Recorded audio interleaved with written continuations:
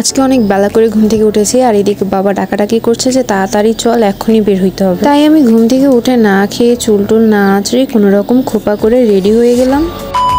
আসসালামু আলাইকুম everyone, lifestyle from হিয়া থেকে আমি হিয়া বলছি। Welcome back to my another new video. এক সপ্তাহ আগে মা বাবার সাথে ঘরের জন্য ফার্নিচার কিনতে গিয়েছিলাম। মূল উদ্দেশ্য ছিল আব্বু আম্মুর ঘরের জন্য একটা খাট কেনা আর সাথে কিছু ফার্নিচারের দাম সম্পর্কে ধারণা নিয়ে আসা। সেদিন একটা খাট পছন্দ করে কিনে রেখে এসেছি, কিন্তু সেটা বার্নিশ আর রং করা ছিল না জন্য ঘরে নিয়ে আসা হয়। আজকে মূলত সেই খাটটা আনতেই বাবার সাথে চলে গেছিলাম ফার্নিচারের দোকানে। ভাইরে ভাই, অনলাইনে এত কম টাকায় খাট বিক্রি করে আর বাস্তবে 30,000 40,000 টাকার নিচে কোনো খাটই নাই। যাই হোক, খাটের জন্য আগে কিছু টাকা দেওয়া হয়েছিল আর আজকে বাকি টাকা দিয়ে খাটটা পুরোপুরি কিনেই নিলাম। খাটটা কেনার পরে যখন বললাম আমাদের খাটটা কোথায়, তখন খাটটা তো দোকানেই ছিল না, খাটটা ছিল কারখানাতে, যেখানে কাঠমিস্ত্রিরা বিকৃত হওয়া খাট আর ফার্নিচার গুলো রং আর বার্নিশ করে। প্রথম দিন রং আর বার্নিশ ছাড়া যতটা না সুন্দর লাগছিল, আজকে রং আর বার্নিশ করার পর অনেক বেশি সুন্দর লাগছিল। অনেক দোকান ঘোরার পরে সিম্পলের মধ্যে এই ডিজাইনটাই আমার ভালো লেগেছিল। যাই হোক, এখন আমাদের যত্ন সহকারে ভ্যানে তোলা হচ্ছিল। দোকান থেকে কিনেছিলাম, সেই দোকান থেকেই মূলত ওনারা ভ্যানের ব্যবস্থা করে দিয়েছিল। তারপর ভ্যানকে পিছনে রেখে আমি আর বাবা সামনে সামনে রিক্সা নিয়ে বাসার উদ্দেশ্যে রওনা দিয়ে দিলাম। আর ফাইনালি বাসায় এসে পুরাতন খাটটা খোলা শুরু করে দিলাম। মা বাবার রুমের এই খাটটা ছোট বিধায় ওদের শুতে কষ্ট হয়, তার জন্য নতুন একটা খাট কেনা হলো। আর এর মধ্যে পেয়ে গেলাম আমাদের ছোটবেলার কিছু স্টিকার। প্রায় 9 থেকে 10 বছর আগের এই স্টিকার গুলা খুব